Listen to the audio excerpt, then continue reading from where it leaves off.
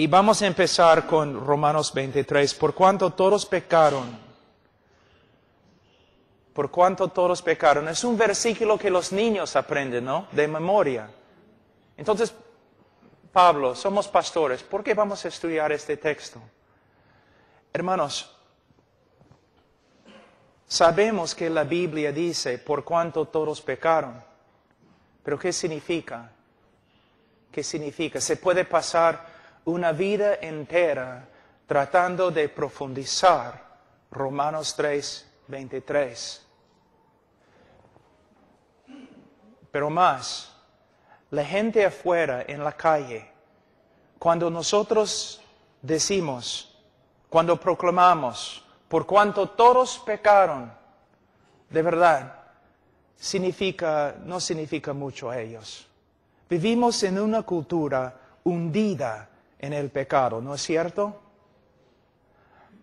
El pecado es una parte de la vida, es una parte de la cultura, es una parte de las bromas.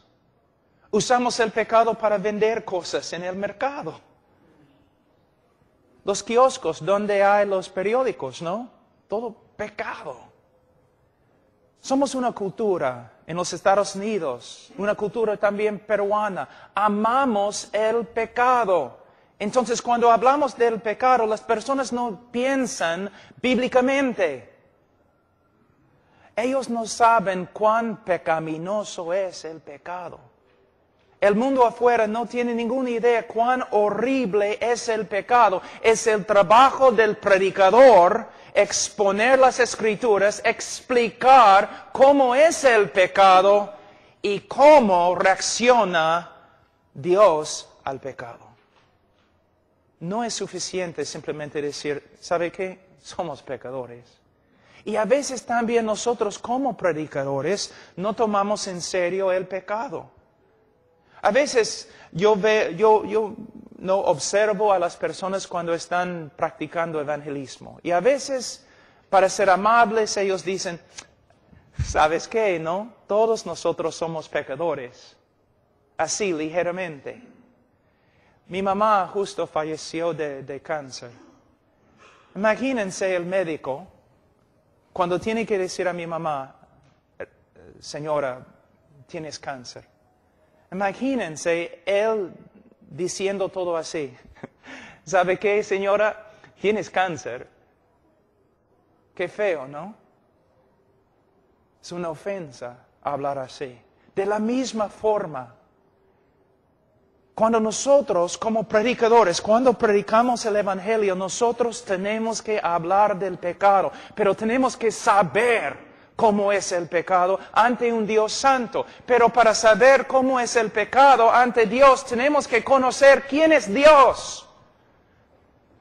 Otra pregunta. ¿Cuántos meses has pasado solamente estudiando los atributos de Dios? ¿Cuántos años te has dedicado a estudiar solamente los atributos de Dios? Aún en las conferencias que tenemos, ¿no? Somos muy pragmáticos. Quiero saber cómo evangelizar. Quiero saber cómo hacer crecer una iglesia. Quiero saber cómo hacer esto. ¿Quién quiere conocer a Dios? Nosotros a veces, los evangélicos, funcionamos más como hombres de negocio que profetas. ¿Conoces a Dios?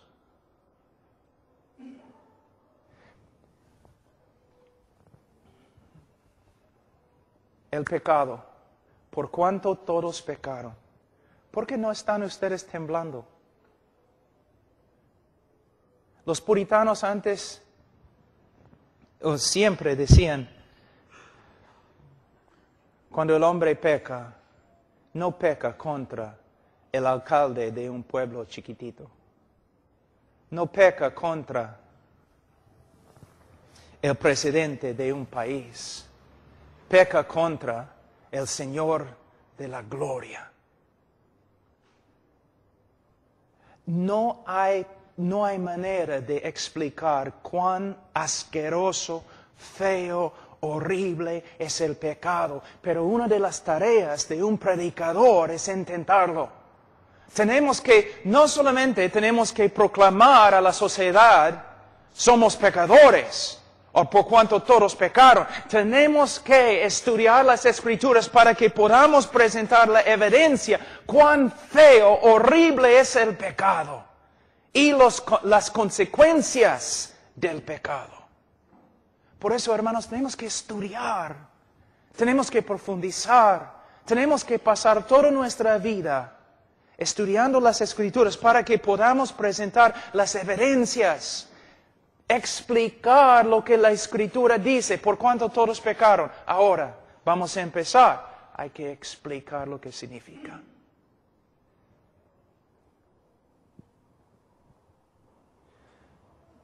Vamos a decir que hay un médico y tiene un paciente que él sabe que no va a escuchar nada. El médico sabe que este hombre no me va a escuchar. El hombre tiene cáncer, pero no me va a escuchar. El hombre necesita una operación, pero no me va a escuchar. Entonces, el médico, en amor, ¿qué va a hacer? El médico va a sentarse en su escritorio y va a empezar a juntar toda la evidencia. Evidencia tras evidencia, prueba tras prueba. Y de ahí va a ir al hombre y va a decir, tienes cáncer. Aquí está una evidencia, otra evidencia, otra evidencia, otra evidencia, otra evidencia. Y más, el cáncer que tienes es horrible. Aquí, ¿cuán horrible es? Otra evidencia, otra evidencia, otra evidencia. Nosotros tenemos que proclamar al mundo que todo el mundo ha pecado, pero a la vez tenemos que explicar lo que significa. Cuando nosotros predicamos evangelísticamente o cuando testificamos a una persona, nosotros tenemos que sentarnos y decir, la Biblia dice, por cuanto todos pecaron. Ahora voy a usar las Escrituras para mostrarte qué significa y voy a seguir haciéndolo hasta que por medio de la obra del Espíritu Santo Dios comience a obrar en tu corazón. Y hay quebrantamiento y arrepentimiento. Usando las Escrituras. Ahora, dice, por cuanto todos pecaron y están destituidos de la gloria de Dios. Vamos a decir que somos jóvenes en la calle, nosotros. ¿Y dónde está hermano Pablo Chinchay? O hermano Edwin, ¿dónde está? Hermano Edwin, parece. Y tú me dices, oye Pablo, corre. ¿Por qué? Edwin dijo que te va a pegar. Y yo lo miro. Yo no voy a correr. Que venga pues. Vamos. Pero tú vienes, próximo día tú dices, Pablo, corre. ¿Por qué? Porque ese hombre ahí atrás con el saco parece hermano. El grandote, parece. Usted. Tú dices, él te va a pegar. Ya me voy. Ya me voy. Es otra cosa. Si él se acerca a mí, oye, métete en mi bolsillo. No, él es otra cosa, gracias hermano. La gente en el día de hoy no tiene miedo del pecado porque no tiene miedo de Dios, porque no conocen a Dios, porque no estamos predicando a Dios, porque estamos tan ocupados como pastores que no tenemos tiempo para conocer a Dios. La tarea principal de un pastor es conocer a Dios. Una pregunta, ¿cuándo es la última vez que pasaste meses, quizás un año, enseñando tu congregación con respecto a los atributos de Dios? ¿Ves? ¿Qué estamos haciendo? La doctrina más importante, la teología propia, la doctrina de Dios, los atributos de Dios. Una persona no puede entender cuán horrible es el pecado a menos que conozca quién es Dios. La mayoría de las personas tienen un Dios más o menos de este tamaño, que se puede meter en el bolsillo. No tiene miedo. Y no saben quién es. Ni en las iglesias evangélicas saben quién es Dios, porque no estamos predicando los atributos de Dios. Entonces cuando decimos, ¿por cuánto todos pecaron? ¿Y qué? O predicamos acerca de Dios, pero no predicamos acerca de algunos de los atributos más importantes, como la santidad, como la justicia, como la ira de Dios, o como el aborrecimiento de Dios. Voy a darles un ejemplo. ¿Cuántos de ustedes han escuchado la frase, Dios aborrece el pecado y ama al pecador? Está bonito, ¿no? El único problema es herejía. No es lo que las Escrituras enseñan. Hay varios lugares a través de la Biblia donde dice que Dios aborrece al pecador. Y vamos a hablar de eso. ¿Ves? Muchas veces predicamos cosas que hemos escuchado de otros, sin investigar. ¿Es verdad? Suena bien, me parece bien, pero ¿de verdad es lo que la Escritura enseña? Voy a darles un ejemplo. Vamos a Salmos capítulo 5 un ratito.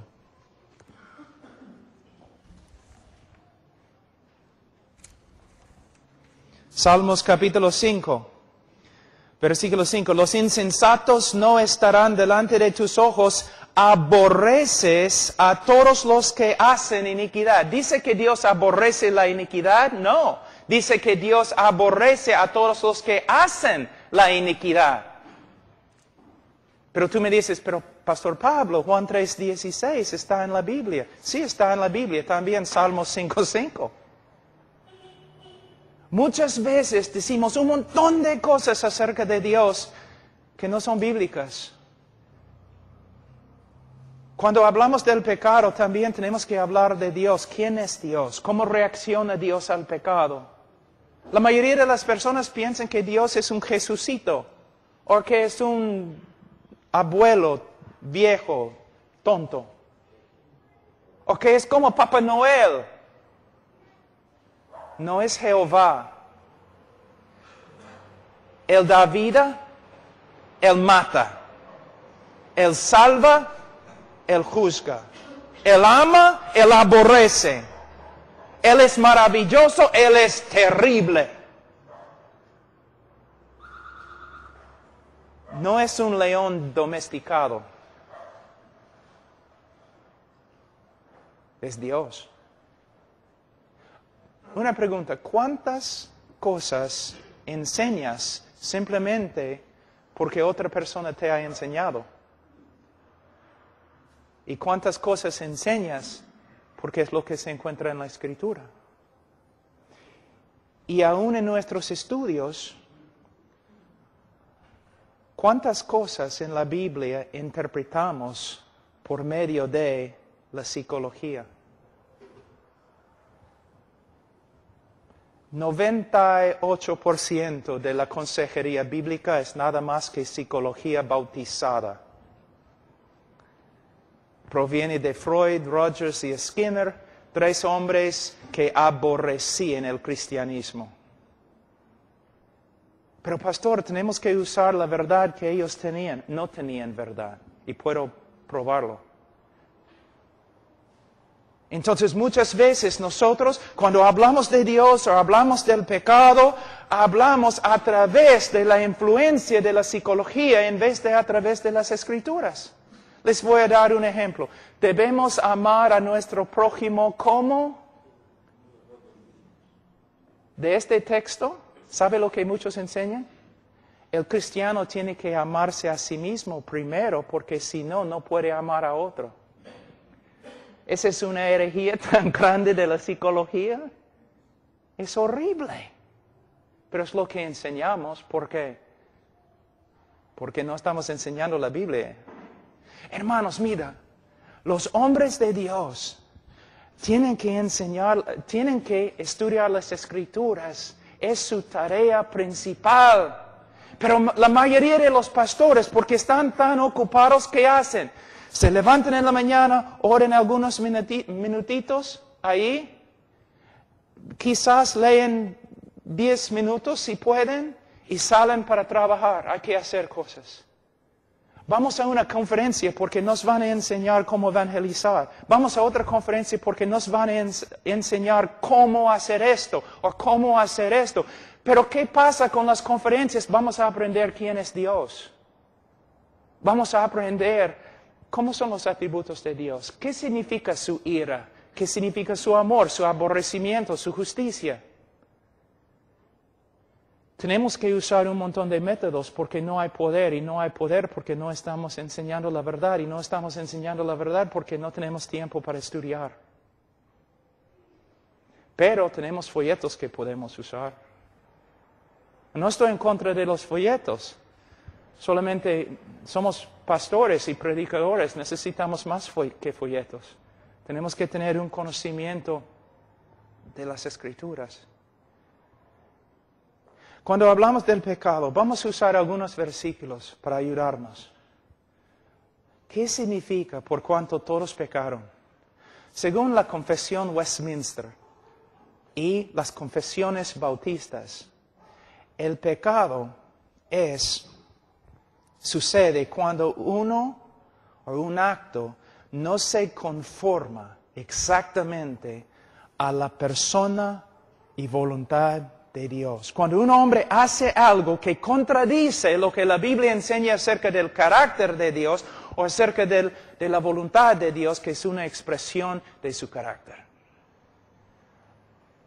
Y el pecado, ¿cuán horrible es el pecado? Voy a darles una ilustración de Gálatas. La Biblia dice que todos los hombres que no cumplen todo lo que se encuentra en las Escrituras, el hombre es bajo una maldición, ¿no es cierto? ¿Qué significa estar bajo una maldición? Significa que el hombre que ha pecado una sola vez, es tan horrible y asqueroso ante un Dios santo y un cielo santo, que la última cosa que el hombre va a escuchar cuando toma su primer paso para entrar en el infierno, la última cosa que va a escuchar es toda la creación aplaudiendo a Dios.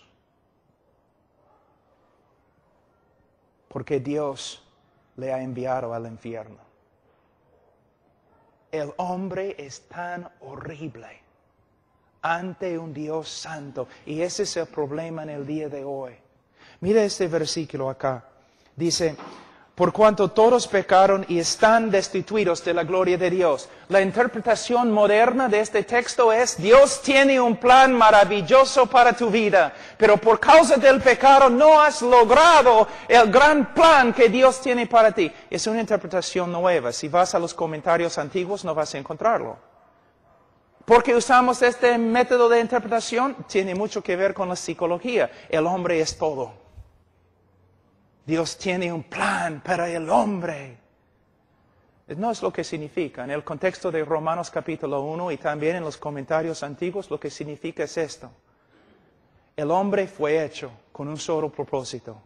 Glorificar a Dios, adorar a Dios y servir a Dios. Y el hombre no lo ha hecho. En vez de servir a Dios y glorificar a Dios, el hombre se ha glorificado a sí mismo y se ha rebelado contra la ley de Dios. Y por eso Pablo dice en Romanos 1, 2 y 3, el hombre merece la condenación y nada más.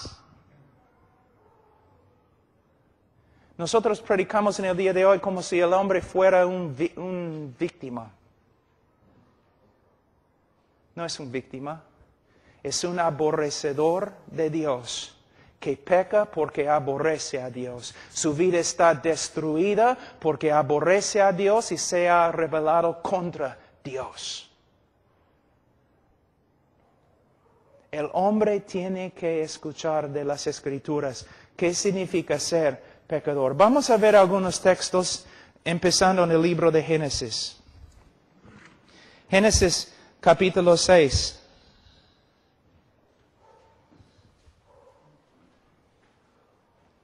Versículo 5. Y vio Jehová que la maldad de los hombres era mucha en la tierra y que todo designio de los pensamientos del corazón de ellos era de continuo solamente el mal.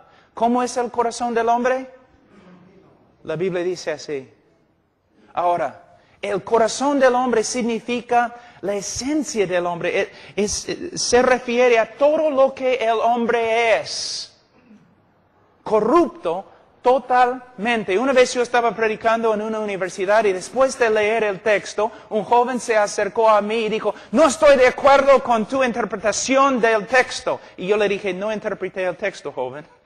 Lo leí nada más.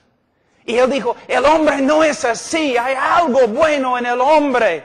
Yo le dije, joven, si yo pudiera sacar tu corazón y yo pudiera poner tu corazón en un DVD o una película, un video.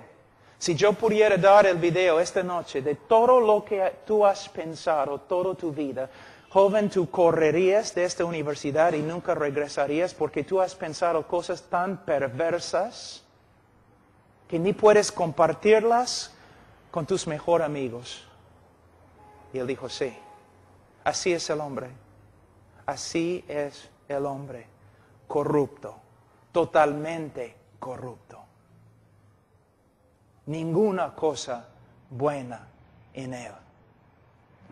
Lo que se llama la doctrina de la depravidad humana. La Biblia no enseña que el hombre es 50% malo, o 95%, sino 100% corrupto. Ahora vamos a otro texto. Génesis capítulo 8, 21. Y percibió Jehová olor grato y dijo Jehová en su corazón, no volveré más a maldecir la tierra por causa del hombre, porque el intento del corazón del hombre es malo desde su juventud. Esta palabra en hebreo puede significar desde su niñez, desde sus años más tempranos. ¿Hay que enseñar a un niño a pecar? ¿Hay que enseñarle a mentir? ¿Hay que enseñarle a ser egoísta? Nace así. Un teólogo ha dicho, usando la ilustración, la siguiente ilustración. Vamos a decir que tienes un niño de 18 meses en tus brazos. Y el niño ve tu reloj y quiere agarrar tu reloj.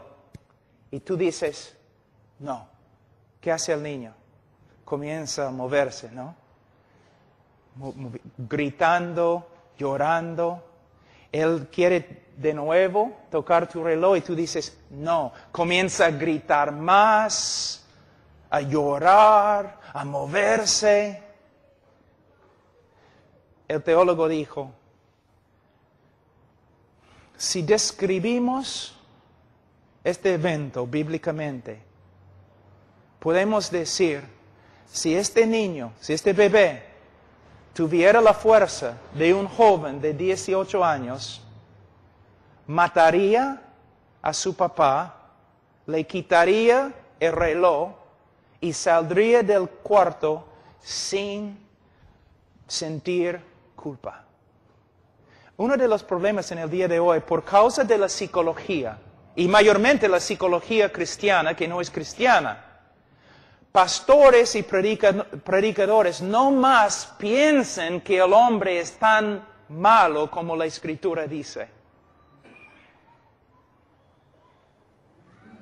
Pero así es, el hombre es.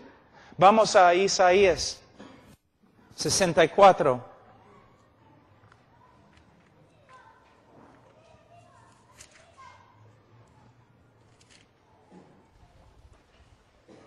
Versículo 6, si bien todos nosotros somos como suciedad y todas nuestras justicias como trapo de inmundicia. Imagínense un leproso acá. Un leproso. Cuando está sufriendo de la lepra, es horrible. Todo su cuerpo está pudrificando. Pero imagínense que nosotros queremos ayudarle, entonces vamos a Lima y compramos una tela muy fina y le vestimos al leproso en la tela fina, blanca que hemos comprado. ¿Qué va a pasar?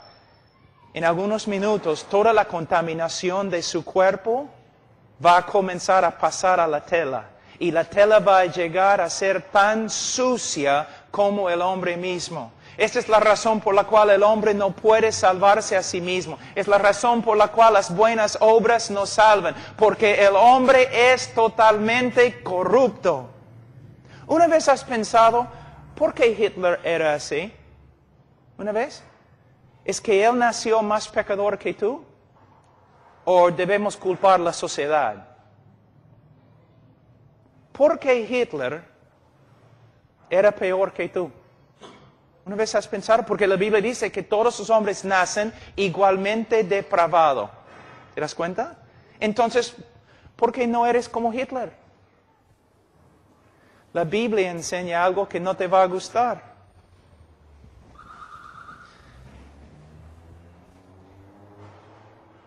Si no fuera por la gracia común de Dios obrando en el mundo, tú serías peor que Hitler. Cada hombre en la tierra sería peor que Hitler. Aún Hitler fue restringido en su maldad por medio de la gracia de Dios. El asunto es cada uno de nosotros, mis hijos también, cada uno de nosotros sería tan horrible, más horrible que Hitler si no fuera por la gracia de Dios restringiendo nuestra maldad. Es como Dios, para preservar el mundo, para que pueda hacer una obra de salvación, para preservar el mundo, Dios ha restringido toda la maldad de toda la humanidad con su gracia común. De vez en cuando, según sus propósitos, como con Faraón, Dios quita su gracia y permite que uno salga como Hitler. Pero lo que tienes que entender y lo que todos los que escuchan tus prédicas tienen que entender es el hombre. Hitler es un ejemplo perfecto de cada uno de nosotros. Cuando ves un loco en la calle, es un ejemplo de cada uno de nosotros. Cuando ves un drogadicto que está matando a todo el mundo, es un ejemplo de todos nosotros. Mira, tengo una pregunta, o bueno, no es una pregunta aquí porque hay tantas nubes, pero cuando estás en la sierra, en la noche, ¿no? En la sierra, muy hermosa la noche. ¿Por qué? Las estrellas. Están por todos lados, ¿no es cierto? Pero tengo una pregunta. Mediodía, ¿dónde están las estrellas? ¿A dónde se fueron? ¿Dios las metió en una bolsa? ¿A dónde se fueron? Están ahí, ¿no es cierto? Pero no puedes ver las estrellas. ¿Por qué? Porque las estrellas se ven mejor cuando detrás de ellas hay solamente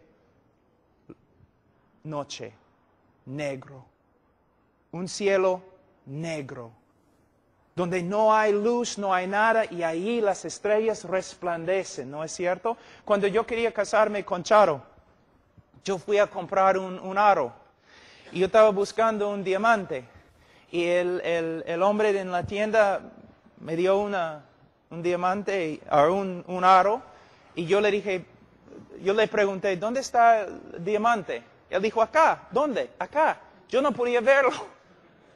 Pero él echó una tela negra y puso el aro, ¿no? En la tela negra. Y de ahí yo podía ver diamante. De la misma forma, muchas personas no pueden ver la gracia de Dios, la belleza de la salvación de Dios, porque tú no estás pintando los cielos negros. La razón por la cual el predicador debe predicar acerca del pecado ¿Por qué? Cuando tenemos un trasfondo negro del pecado del hombre, allí, de esta escena, resplandece la gracia de Dios como las estrellas en la noche. Y nosotros no estamos demostrando amor o compasión ni nada cuando no predicamos acerca del pecado del hombre. Mira, voy a mostrarles algo en Romanos capítulo 3. Romanos capítulo 3. Me imagino que ustedes han estudiado el texto muchas veces, pero los primeros tres capítulos del libro de Romanos tienen todo que ver con el pecado del hombre. ¿Qué está haciendo el apóstol Pablo? Bueno, a veces yo escucho a los predicadores diciendo, el Señor no me ha dado un ministerio de condenación, sino salvación.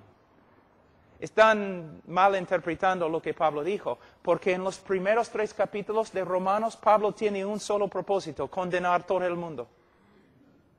¿Te das cuenta? Antes que escriba Pablo acerca de la salvación en Cristo, antes él pinta un cuadro horrible acerca del hombre. Y termina en versículo 10 de capítulo 3, como está escrito, no hay justo ni aun uno, no hay quien entienda, no hay quien busque a Dios. No hay quien haga lo bueno, y termina diciendo en versículo 19, pero sabemos que todo lo que la ley dice, lo dice a los que están bajo la ley, para que toda boca se cierre y todo el mundo quede bajo el juicio de Dios. Pablo estaba escribiendo con un solo propósito.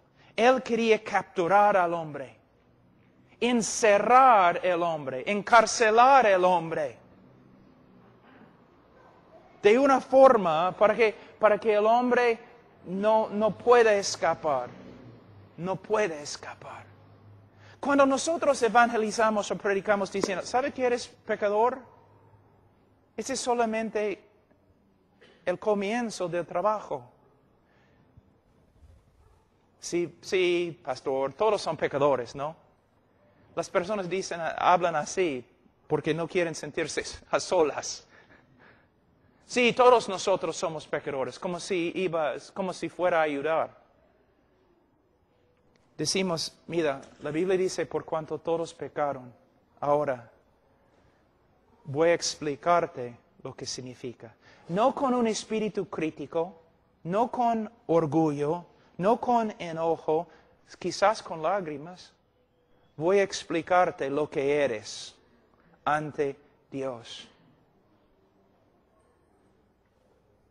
Muchas veces cuando hablo con personas, pero yo soy así porque mis padres, o porque la sociedad, o tú no entiendes las pruebas. No. Todo lo que estás diciendo, amigo, es una mentira. Tu vida es así porque tú eres un pecador. Todo lo que ha pasado es tu culpa. Ahora vamos a empezar. Eso es lo que dice Dios acerca de tu condición. Eso es lo que dice Dios acerca del pecado. Eso es lo que Dios dice acerca de tu rebeldía. Esto es lo que Dios dice acerca de ti, acerca de mí, acerca de todos. Y hablando del pecado, hasta que empecemos a ver quebrantamiento, arrepentimiento, humildad, algo. Mira cómo evangelizamos en el día de hoy. Como predicadores no estamos buscando casi nada. Solamente, ¿estás de acuerdo? ¿Sí? ¿Quieres ir al cielo? ¿Estás de acuerdo? ¿Sí? ¿Quieres recibir a Cristo? ¿Estás de acuerdo? Sí, ya, entonces está bien. No, como predicadores, nosotros nos sentamos con la gente. Ahora explícame. ¿Entiendes lo que te dije? ¿Sí? O los evangelistas que hacen preguntas que saben que los oyentes pueden contestar. Pero no, explícame, ¿qué significa ahora que eres pecador?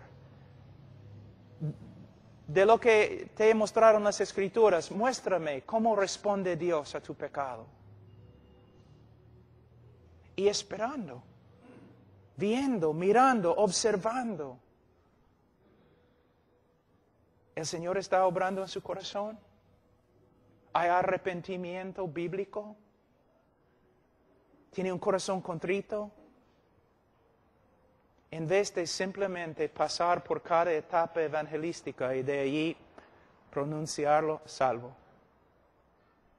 Ahora, dice, por cuanto todos pecaron y están destituidos de la gloria de Dios. Hermanos, vivimos en un mundo, voy a darles un ejemplo. ¿Cuán humanista es el Evangelio en el día de hoy? Dios hace todo lo que hace para su propia gloria. Dios hace todo lo que hace por causa de su amor para con sí mismo. Dios se ama a sí mismo más que todo lo demás. ¿Qué piensas? Vivimos en un mundo en el día de hoy. No, pastor, Dios ama al hombre más que todo. ¿De verdad? ¿Desde cuándo? ¿Dios ama al hombre más que todo? No. Si tú amas algo más que a Dios, ¿cómo se llama? Idolatría. Lo que tenemos que entender es que Dios es Dios. Él es digno de toda la gloria. Él debe amarse a sí mismo más que a cualquier otra cosa o persona. Es digno, pero nosotros no nos parece bien. No, Dios debe amarme a mí.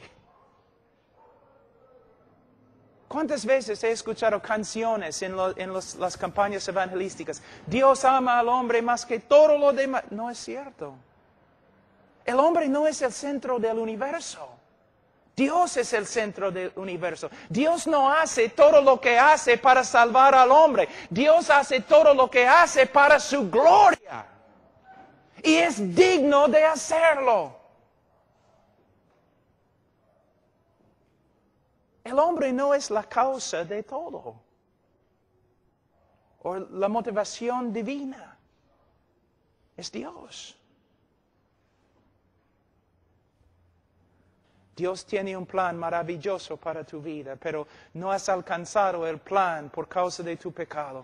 No es lo que significa, psicólogo. Lo que significa es, Dios te ha hecho con un solo propósito, glorificarle, y no lo has hecho. Te has rebelado y no lo has hecho. Y por eso tu vida está casi destruida. Todo se centra en Dios, no en el hombre. Dios ama al hombre, de verdad. Él ha mostrado su amor en la cruz del Calvario, pero como predicadores nosotros tenemos que entender el orden. El hombre no es principal en el universo, Dios es principal. Dios no hace todo lo que hace para el hombre o por el hombre, sino por su propia gloria. Dios es número uno, no el hombre. Dios es el centro del universo, no el hombre. Personas dicen, si Dios está ahí en el cielo y está llorando porque tú no quieres recibir su salvación. ¿De verdad? ¿Puedes mostrarme en la Escritura? Pero Cristo en la tierra lloró. Sí, pero Cristo no está en la tierra en este momento. Ningún lugar en el cielo, en la Biblia, donde dice que Dios está llorando porque la gente le está rechazando. El famoso teólogo Tozer dijo, si todos los hombres llegan a ser ciegos, no va a disminuir la gloria del sol que resplandece. Y si todos los hombres se convierten en ateos, no va a disminuir la gloria ni la felicidad de Dios. Dios no necesita al hombre. Dios salva al hombre, no por causa del hombre, sino a pesar del hombre, para mostrar su propia gloria en la tierra. Pero tú tienes tanto valor ante Dios. No tienes. Eres un rebelde, un criminal. Y si rechazas a Dios y vas al infierno y nadie va a estar llorando. Más bien todos van a levantar la mano y declarar que Dios es justo. ¿Ves? Todo se centra en el día de hoy alrededor del hombre y su necesidad. Pero no es así. Dios da vida, Dios destruye, Dios salva, Dios condena. Pero Dios no tiene necesidad. Tampoco necesita el amor del hombre. Por cuanto todos pecaron y están destituidos de la gloria de Dios. Una explicación más con respecto a este texto. Miren Romanos capítulo 1, versículo 19. Romanos 1, 19 es la interpretación de verdad de Romanos 3, 23. Por cuanto todos pecaron y están destituidos de la gloria de Dios. ¿Qué significa estar destituido de la gloria de Dios? Versículo 19. Porque lo que de Dios se conoce, les es manifiesto, pues Dios se lo manifestó, porque las cosas invisibles de Él, su eterno poder y deidad, se hacen claramente invisibles. Versículo 21. Pues habiendo conocido a Dios, no le glorificaron como a Dios, ni le dieron gracias, sino que se envanecieron en sus razonamientos y su necio corazón fue tenebrecido. Es el significado de Romanos 3, 23, cuando dice, por cuanto todos pecaron y están destituidos de la gloria de Dios. ¿Qué significa estar destituidos de la gloria de Dios? Fuimos creados para su gloria, Él merece nuestra alabanza y adoración, pero nosotros nos hemos rebelado contra Él y no hemos realizado el propósito que tenemos, vivir para la gloria de Dios. Tú dices, ¿cuál es la diferencia entre la interpretación histórica y la interpretación moderna? Bastante. La interpretación histórica, todo se centra en Dios y su gloria. La interpretación moderna, todo tiene que ver con el bienestar y el propósito del hombre.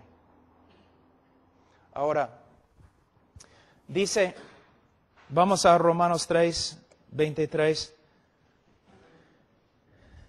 Versículo 23, por cuanto todos pecaron y están destituidos de la gloria de Dios, siendo justificados. ¿Qué significa siendo justificados? Es muy importante. Muchas personas a veces piensan, bueno, ser justificados significa que Dios nos ha perdonado. No. La Iglesia Católica dice que la doctrina de la justificación significa que Dios nos da gracia por medio de los sacramentos. Dios nos da gracia y por medio de la gracia podemos vivir una vida santa ante Él y por medio de la vida santa y las buenas obras Dios nos salva. No. La justificación en las Escrituras es una declaración legal. Es muy importante. La justificación es una declaración legal. El momento que una persona cree en Jesucristo, Dios legalmente lo declara justo ante Él. Y aquí se encuentra el problema. Hermano Carlos habló un poco de eso, pero voy a explicar el mismo problema de otra forma. Aquí es el dilema. Dilema es una palabra que se usa. Dilema divina. Es este. Si Dios es justo, Él no puede perdonarte. Si Dios es justo, Él no puede perdonarte. Es el problema más grande de las Escrituras y una de las partes más importantes en el evangelismo. Nosotros decimos a las personas, Cristo tuvo que morir. ¿Sabes por qué? Bueno, por causa de mi pecado, sí. Pero todavía no hemos llegado a la respuesta. Cristo murió. ¿Por qué? Por causa de nuestro pecado. Sí, pero porque fue necesario que muriese por nuestro pecado. Es por causa de ese problema acá. Si Dios es justo, Él no puede perdonarte. Porque si Él perdona a los injustos, Él llega a ser más injusto que ellos. Es el problema más grande. Es la razón por la cual toda la Biblia fue escrita. Es la razón detrás del Evangelio, pero muchos cristianos nunca han escuchado de tal cosa. ¿Te das cuenta? Es quizás la parte más clave del Evangelio y casi nadie habla de eso en el día de hoy. Antes, los bautistas cada vez que predicaron el Evangelio hablaron de esto. En el día de hoy ni han escuchado. Porque Cristo tuvo que morir. Porque si Dios es justo, Él no puede perdonar. Como el hermano te dio esta mañana un ejemplo de un juez. Un juez, no, una persona mata a toda tu familia, tú capturas la persona, llevas la persona a la policía lleva la persona, el criminal, al juez, y el juez mira y dice, ¿sabe qué? Yo soy un juez de amor, por eso te perdono. Tú vas a gritar, no, yo demando justicia. Tú vas a escribir los periódicos diciendo, mira, hay un juez que es peor que los asesinos que él perdona. ¿Te das cuenta? Un juez tiene que hacer justicia. Si Dios es el juez de toda la tierra y nosotros somos corruptos y viles, si hemos quebrantado cada ley que Dios ha dado, Él no puede perdonarnos. Hay una cosa que se llama justicia y la justicia tiene que satisfacerse. ¿Te das cuenta? Tiene que ser satisfecha. Ahora, pero ustedes tienen que entender algo muy importante. Había una película, Los Crónicos de Narnia, el león, ropero y bueno, en Aslan, el león representa a Jesús. Y en la película, él tiene que morir por Edmund, que es un traidor. Y él dice algo en la película que no es correcto. Él dice, no podemos simplemente perdonar a Edmund o salvar a Edmund de la bruja que le había capturado, porque hay una ley que aún yo tengo que obedecer. Lo que él está diciendo es que hay una ley de justicia. Edmund, el chico, ha pecado. Yo no puedo simplemente recibirlo de nuevo. Hay una ley de justicia que tengo que satisfacer antes que yo pueda recibirlo de nuevo. Pero en la película es herejía. ¿Por qué? Está diciendo que hay una ley más alta que Dios y Dios tiene que satisfacer la justicia, la ley de justicia que es más grande que Él antes que Él pueda actuar. No es cierto. La justicia que Dios tiene que satisfacer es su propia justicia.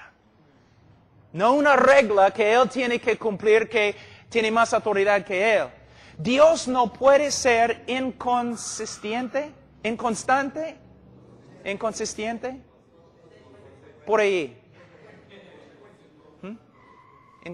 Mira, voy a darles un ejemplo. ¿Una vez has escuchado a un predicador diciendo esto?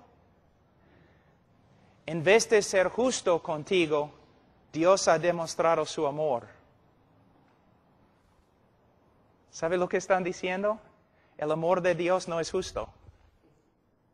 En vez de ser justo contigo, Dios ha mostrado su amor. Está diciendo que el amor de Dios es injusto. No, Dios tiene que ser justo cuando manifiesta su amor. Él no puede pasar por alto la justicia. Su justicia demanda que mueras. Él tiene que satisfacer su propia justicia antes que pueda perdonarte. Eso es lo que significa la cruz. Pero me imagino que hay algunos de ustedes que nunca han escuchado tal cosa. Pero es de verdad el centro del Evangelio.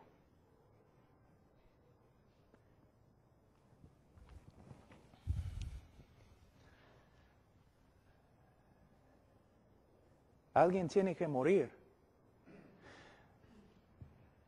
Dios es justo. Pero también en un ratito vamos a hablar de otra cosa. Vamos a hablar del aborrecimiento de Dios. Sí, se encuentra en la Escritura. ¿Cuándo es la última vez que escuchaste una prédica sobre el aborrecimiento de Dios?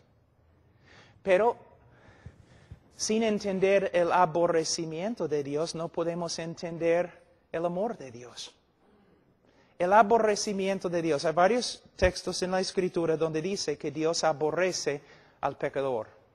Dice. ¿Qué significa?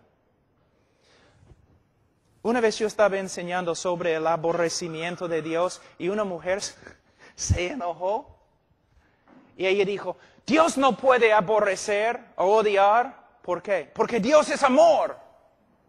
Y yo le dije, no. Dios es amor, por eso tiene que odiar. Y ella dijo, ¿qué? Voy a darte un ejemplo. ¿Amas a los bebés? ¿Sí? Entonces tienes que odiar el acto de abortar los bebés. ¿Amas a los judíos? Entonces tienes que aborrecer el holocausto. ¿Te das cuenta? ¿Qué pensarías de una persona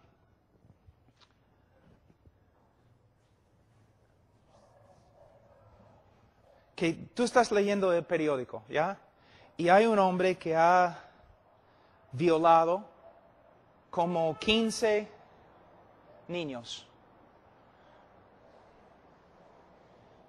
Y tú dices, caramba, caramba. Y tú muestras a uno, mira lo que ha pasado.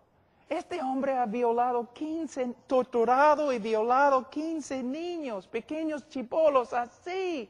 Y el hombre dice, bueno, no sé, yo soy más o menos neutral. ¿Qué vas a pensar? ¿Vas a pensar que es un hombre moral? No. Un hombre moral cuando lee en el periódico que otro hombre ha violado 15 niños, el hombre si es moral, ¿qué va a hacer? Va a enojarse, ¿no es cierto? Va a enojarse. A veces yo escucho a los predicadores dicen, Dios no es un Dios enojado. ¿De verdad? ¿Qué dice el libro de Salmos? Dios está enojado todos los días. ¿Y por qué? Porque todos los días un Dios santo y justo y lleno de amor está viendo la destrucción de su creación. Está viendo las perversidades y los pecados y rebeldías de los hombres. Todos los días Él está viendo las mentiras y los asesinatos. ¿Ves? Si Él es santo, si Él es justo, Él no puede ser neutral con respecto al pecado o al pecador.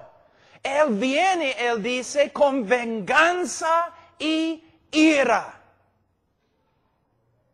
El enojo, el aborrecimiento de Dios. Cuando Dios dice que un pecador es una abominación, ¿qué piensas? ¿Qué está diciendo? ¿Que es una abominación para la creación? No, para Dios es una abominación. Dios abomina a esta persona. Él aborrece a esta persona. Entonces, si todos los hombres han pecado y todos los hombres están bajo la ira de Dios, si Dios aborrece a todos los que hacen la iniquidad, entonces, ¿cómo puede Dios amar al hombre? Es una buena pregunta. Vamos a usar este hermano Vamos a decir que Él representa a nosotros nuestro pecado, nuestras abominaciones y todo lo demás. Y aquí tenemos un Dios santo y justo. Un pecador tan vil puede motivar a un Dios santo para que le ame. ¿Cómo va a reaccionar un Dios santo al pecado del hombre? Cuando a través de toda la Escritura podemos ver Dios diciendo, por causa de su pecado les voy a condenar, por causa de sus pecados les voy a juzgar, por causa de sus pecados les voy a destruir. Entonces el hombre pecador no puede motivar el amor de Dios. Dios no ama por causa del hombre. Él no ama por causa del valor del hombre. Dios ama solamente porque Dios es amor. Y Él ama para demostrar su propia gloria, para su propia gloria y propia alabanza. La motivación de amar al hombre no viene del hombre, sino viene de Dios mismo. Tenemos un montón de personas caminando en la tierra que se creen merecedores del amor de Dios. ¿Te das cuenta? Y nosotros, predicando la psicología, están diciendo, claro que sí, Dios te ama porque tú eres su creación y todo lo demás. Y no hablamos de lo que la Escritura dice. La Biblia dice, hermanos, que el hombre es pecador. ¿Cuántas veces pecaron Adán y Eva antes que fueran echados fuera de la presencia de Dios? Una sola vez. Por medio de un solo pecado, Dios hundió toda la creación en condenación. Tú has pecado muchas más veces que Adán y Eva. ¿Cómo puede? Si Dios va a destruir una tierra entera por causa del pecado, ¿cómo va a tener una relación contigo? Lo que tenemos que ver es que el hombre es pecador, Dios es santo y justo, y si Dios es santo y justo, ¿cómo va a perdonar a un hombre? Aquí es otra manera de verlo.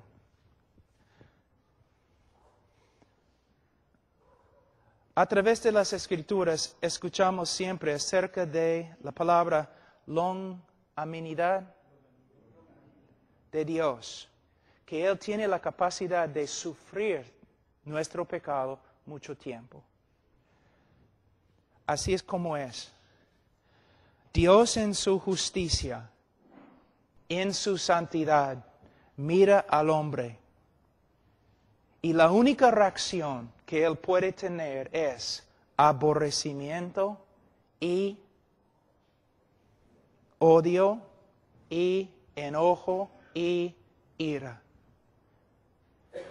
Pero por causa de su propia naturaleza y para su propia gloria, Dios puede actuar a favor de los objetos de su odio.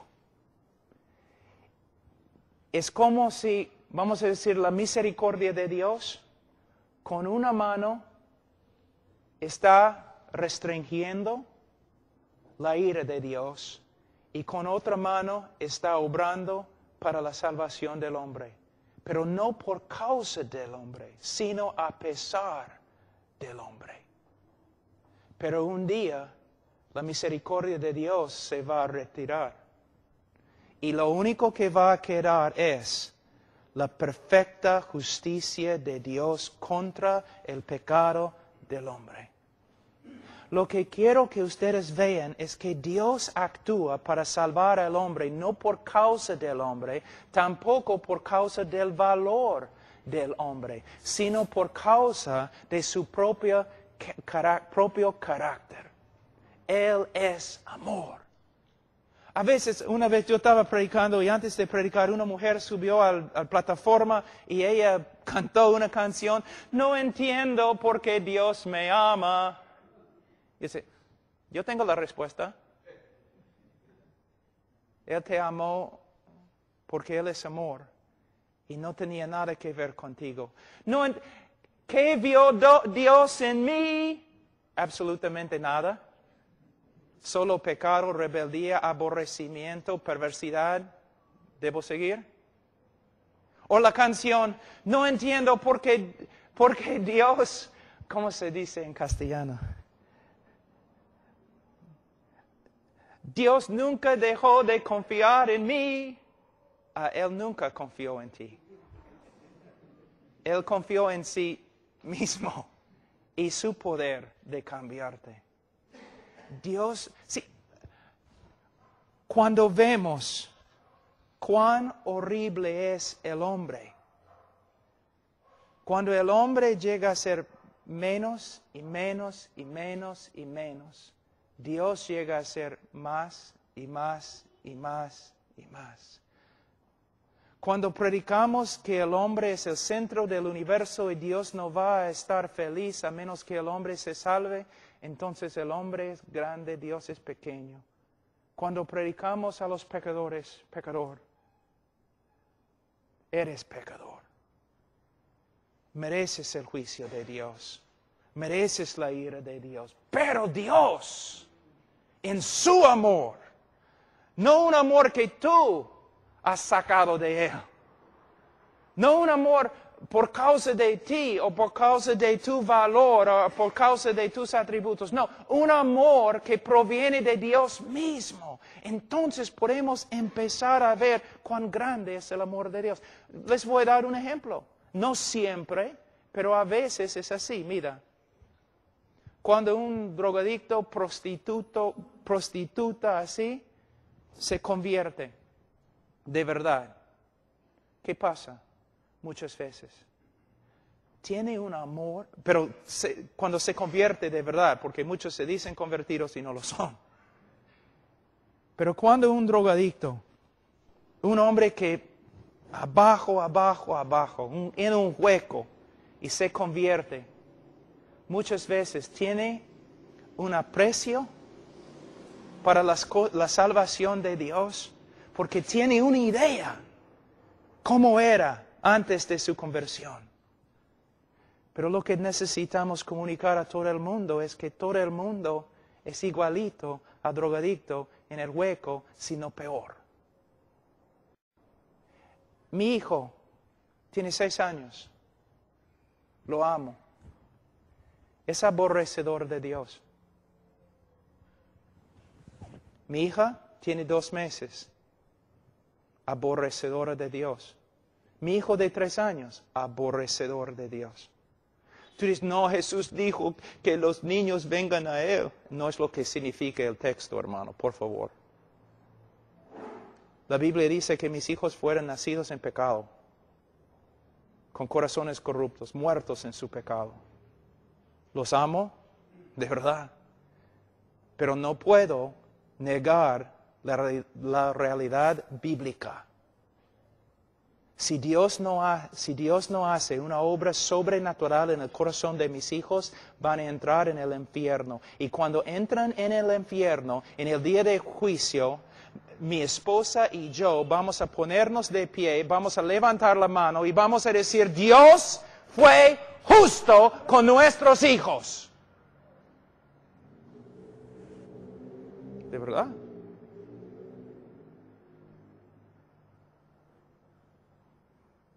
Pero ojalá que se conviertan.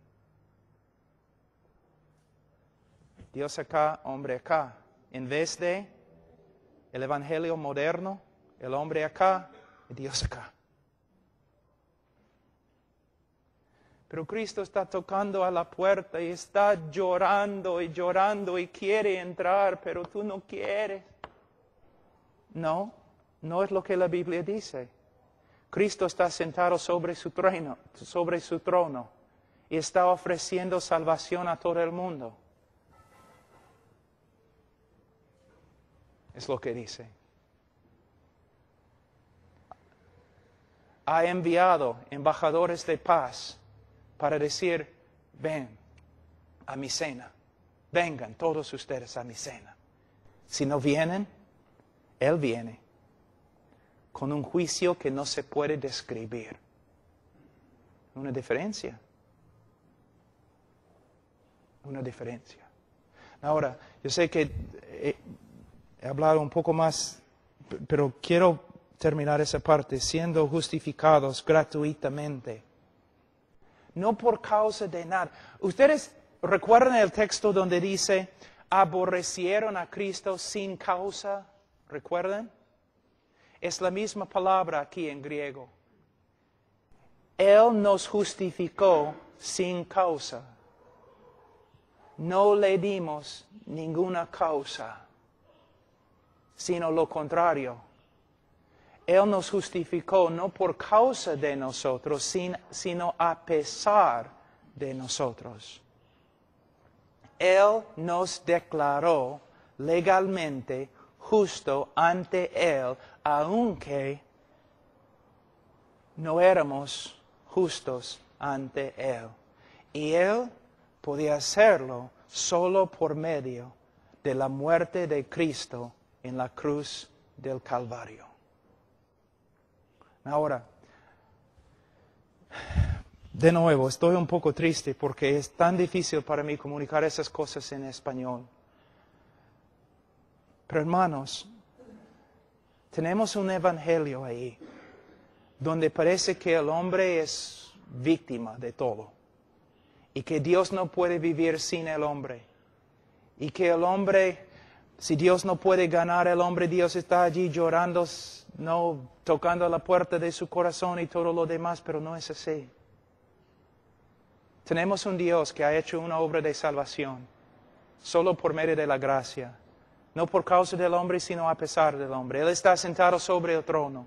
Él ha enviado embajadores de paz para decir a todo el mundo, vengan ustedes a mi cena. Si no vienen, hay juicio. Y Él puede salvar al hombre solo por medio de la cruz del Calvario. Solo por medio de la cruz. Pero en la cruz, en la próxima lectura lo que vamos a estudiar es lo siguiente. En la cruz, algo ha sucedido que muchos no entienden. Voy a terminar con esto. Yo estaba en Rumania hace como 4 años. Yo estaba predicando en un seminario de los alemanes. Y después de predicar fui a la biblioteca y yo estaba mirando, tratando de encontrar un libro que yo podía leer. Y encontré un libro que se llamaba La Cruz de Cristo. No era el libro de John Stott, sino de otro. Entonces saqué el libro y empecé a leer. Aquí es lo que encontré en el libro. El autor dijo, Dios el Padre miró del cielo y Él observó todo el sufrimiento de Cristo en la cruz por causa de los romanos y los judíos. Él miró abajo, desde el cielo, miró a Jesús en la cruz y vio todo el castigo que Él sufrió a las manos de los romanos. Y Él consideró lo que sucedió ahí pago por nuestro pecado.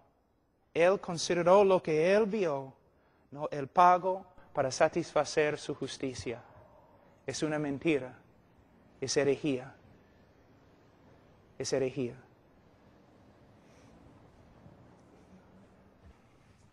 Vamos primero a... Cristo está en la cruz y Él grita, Ila, Ila, lama sabactani. Dios mío, ¿por qué me has desamparado? Ahora, fíjense, ¿qué está diciendo Jesús? ¿Quién desamparó a Jesús en la cruz? ¿Quién? El Padre.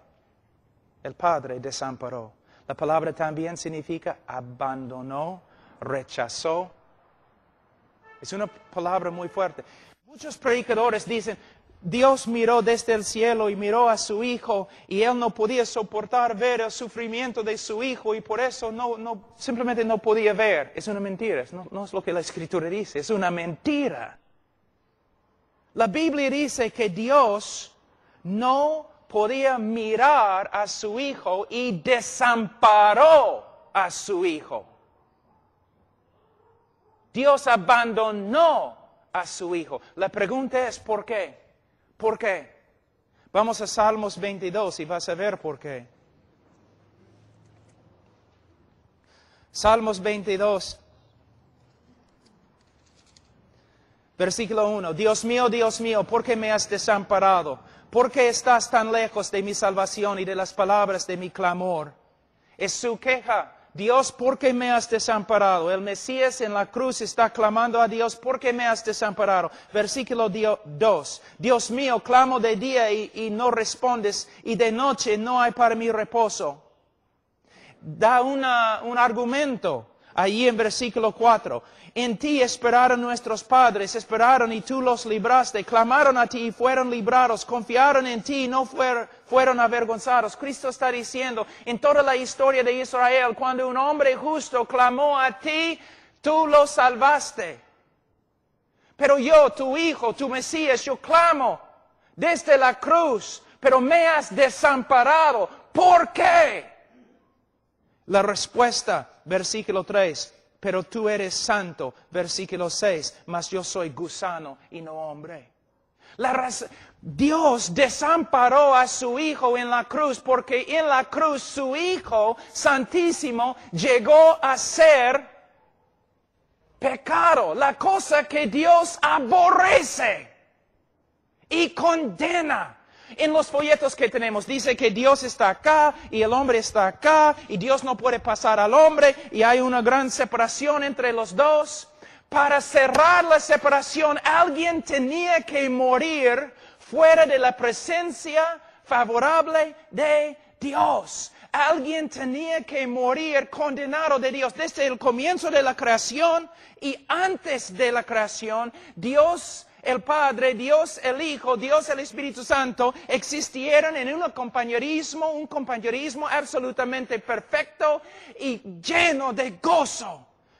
Una comunión perfecta, pero la primera vez en la cruz la comunión se destruyó porque el Hijo amado de Dios llevó nuestro pecado y Dios ni podía mirar a su Hijo porque Él llegó a ser pecado y más, Él llegó a ser una maldición ante Dios, una abominación de Dios. Tú eres una abominación ante Dios, antes de tu conversión eres una abominación ante Dios. Para salvarte alguien tenía que morir en tu lugar como una abominación, una maldición. Cristo cuando llevó nuestro pecado, su comunión con Dios fue destruida porque Él había llegado a ser pecado y Dios ni puede mirar el pecado. Él llegó a ser una maldición. Mira en Gálatas capítulo 3 muy rápido. En Gálatas capítulo 3,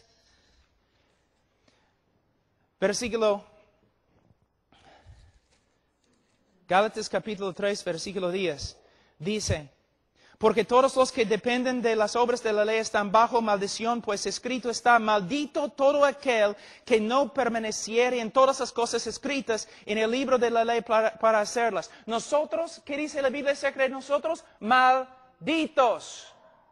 Malditos ante Dios por causa de nuestro pecado. Pero ¿qué pasa? Versículo 13, Cristo nos redimió de la maldición de la ley, hecho por nosotros maldición.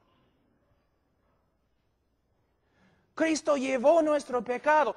Todo el aborrecimiento y enojo de Dios contra nosotros fue dirigido a Cristo. Como la serpiente en el desierto. Como el cabrío. Los judíos salían, pusieron las manos sobre el cabrío. Simbólicamente, ¿no? Pasando su pecado, el pecado del pueblo, sobre el cabrío. Un cabrío muere.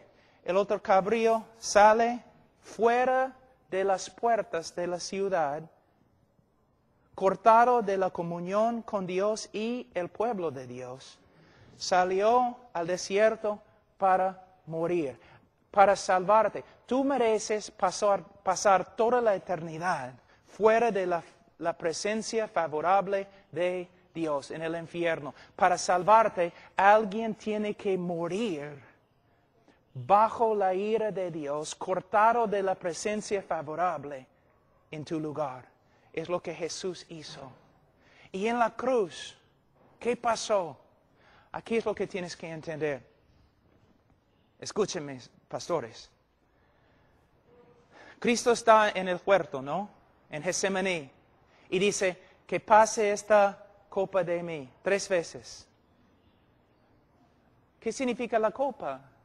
Yo he escuchado pastores diciendo, bueno, Él no quería ir a la cruz, o Él no quería sufrir los clavos, Él no quería sufrir los azotes, Él estaba temblando porque la cruz romana fue tan horrible. ¡No! Tengo una pregunta. ¿No es cierto que muchos, miles de discípulos después de Cristo, discípulos de Cristo, murieron en cruces? ¿No es cierto? ¿No es cierto que la historia nos dice que muchos de ellos se fueron a su cruz cantando himnos y con gozo? ¿Vas a decirme que los discípulos de Cristo tienen más coraje que Cristo mismo? ¿Que los discípulos de Cristo pueden sufrir los látigos romanos? Y los discípulos de Cristo pueden morir en la cruz cantando himnos, pero el capitán de nuestra salvación está en un huerto escondiéndose, orando con angustia, que pase esta copa de mí. ¿Tú de verdad crees que Cristo tenía miedo de una cruz, de clavos? Pero es lo que predicamos, ¿no? Es un evangelio romántico, como los católicos. Cristo el mártir. Cristo no tenía miedo de los romanos, ni del látigo, ni de la corona. Estudia la Biblia con una concordancia, busca la palabra copa. Voy a resumir todo lo que los profetas dicen acerca de la copa de Jehová. Jehová básicamente diciendo, por causa de la iniquidad de las naciones, por causa de su rebeldía, yo voy a darles la copa de mi ira. Ellos van a tomar la copa y van a morir. En la cruz, Cristo no tenía miedo de clavos.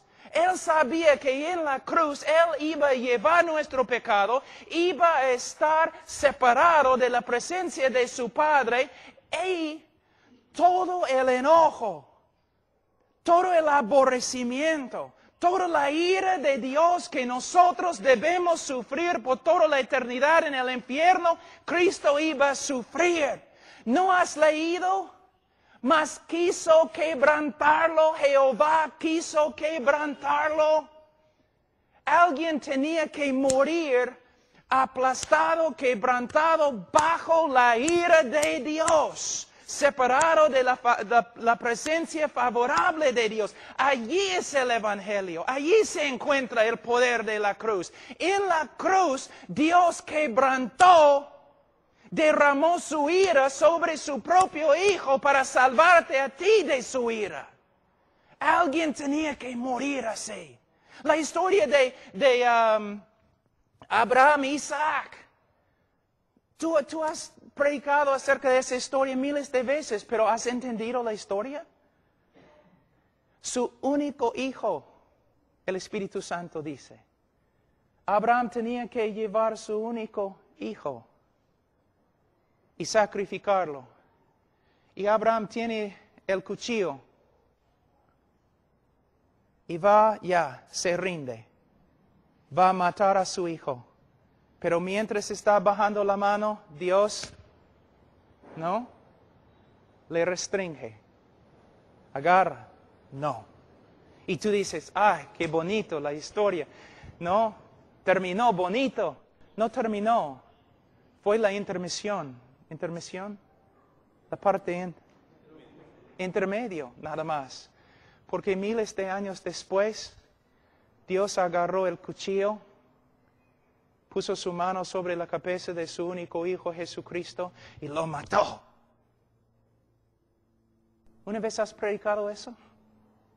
Sí, mayormente las personas en tu iglesia creen que Cristo murió mártir, que los romanos golpearon, pegaron a Jesús, y siempre tú estás hablando de cómo los romanos golpearon a Jesús, cómo sufrió a las manos de los romanos, pero la iglesia no entiende. No somos salvos porque los romanos pegaron a Jesús. Somos salvos porque en la cruz Él llevó nuestro pecado y toda la ira y castigo y justicia de Dios que nosotros merecemos. Todo eso cayó sobre su hijo. Dios quebrantó a su propio hijo. Y cuando su hijo murió, Él satisfizo una vez para siempre la justicia de Dios. Y ahora Dios puede justificar el pecador y a la vez ser justo, porque Él satisfizo su justicia en la cruz del Calvario. El problema resuelto. Y la mayoría de los cristianos en Perú nunca han escuchado tal cosa.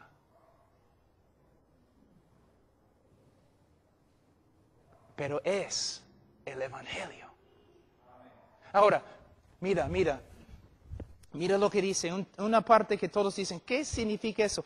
Versículo 25, a quien Dios puso como propiciación por medio de la fe en su sangre para manifestar su justicia. ¿Por qué Dios tiene que manifestar su justicia? ¿Por qué Dios tiene que demostrar su justicia? A causa de haber pasado por alto en su paciencia los pecados pasados, con la mira de manifestar en este tiempo la justicia, su justicia, a fin de que Él sea el justo y el que justifica al que es de la fe de Jesús. Ahora, esta parte es tan importante. En un sentido, la cruz justifica al pecador, ¿no es cierto?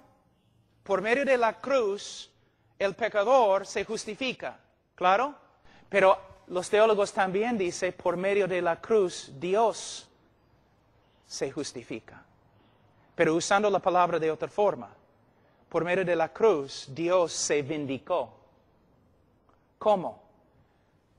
Hay un problema en la historia. Hay un problema aquí en Perú, ¿no es cierto? Mira, ¿cómo es el problema? Yo les voy a mostrar. ¿Cuál es la queja aquí en Perú y también en los Estados Unidos? En todo el mundo. Los sabios siempre han escrito libros sobre esto. Hay tanta maldad en el mundo y Dios no hace nada. ¿No es cierto? Ok, vamos a hablar de una cosa parecida. Voy a ser el diablo un tiempo. ¿Ok? El diablo peca contra Dios, ¿no es cierto? Se rebeló contra Dios. ¿Y qué pasó? Yo te digo lo que pasó. Justicia perfecta. Él fue condenado. Y todo el cielo no tenía ningún problema. Nadie en el cielo tenía un problema. ¿Por qué? El hombre, esta criatura pecó contra Dios. Dios hizo justicia perfecta contra él. No hay ningún problema. Está bien. Es como debe ser. Pero vamos a la tierra. Adán peca contra Dios. Y Dios muestra misericordia. No muestra justicia. Tú dices, pero no, la caída de toda la creación. ¿Cómo puedes decir, Pablo, que no había justicia? No había perfecta justicia. Adán debería haber muerto sin posibilidades de salvación. ¿Satanás tiene posibilidades de salvación? ¿Cristo murió por Satanás? Perfecta justicia. Cuando Satanás cayó, cuando pecó, perfecta justicia fue hecha. Y todos glorificaron a Dios. Pero cuando Adán cayó, hay problemas. Aún el diluvio. Tú dices, ¿hay justicia? Noé debería haber muerto. Era pecador también. ¿O no has leído bien tu Biblia? Entonces, aquí está Satanás. Dios, tengo una pregunta. ¿Has cambiado?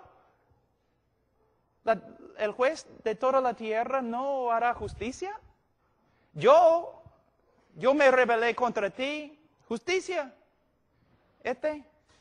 Adán, ¿cómo puedes darle una promesa en Génesis 3:15? El protoevangelicum en latín. ¿Cómo puedes hacerlo? Dice que vas a enviar un Mesías. Él debe morir.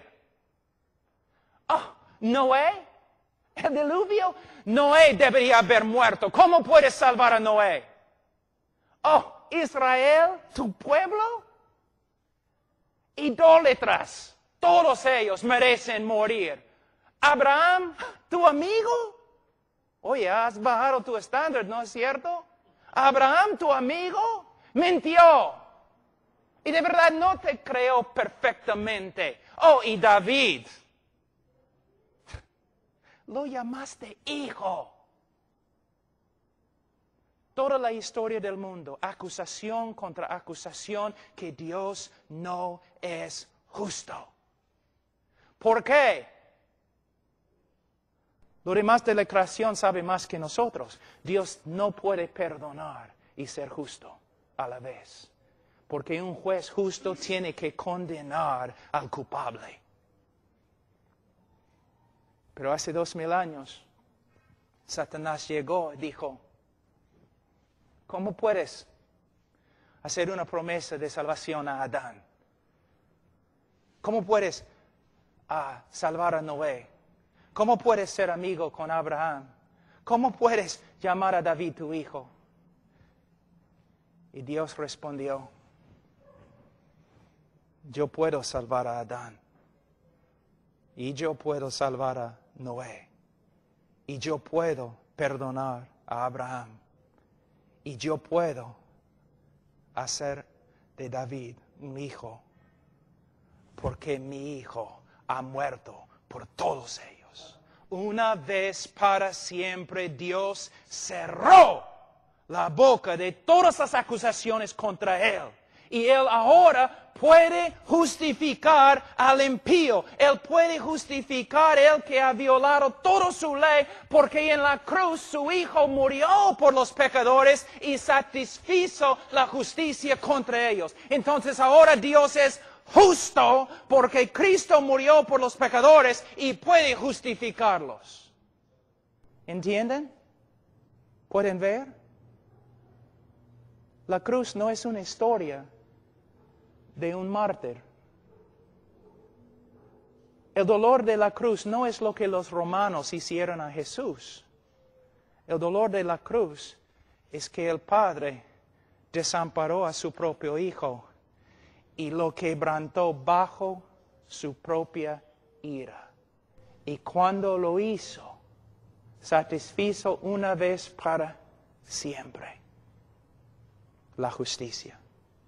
Eso es lo que significa el Evangelio. Esto. ¿Ves? Entonces, ¿recuerdan ustedes lo que dije? Vamos a pasar toda la eternidad tratando de entender lo que Dios ha hecho por nosotros en Cristo. Tú pensaste, ¿no? Yo entiendo el Evangelio. ¿Por qué van a predicar sobre el Evangelio? Nadie en este auditorio, incluso yo, entiende el Evangelio.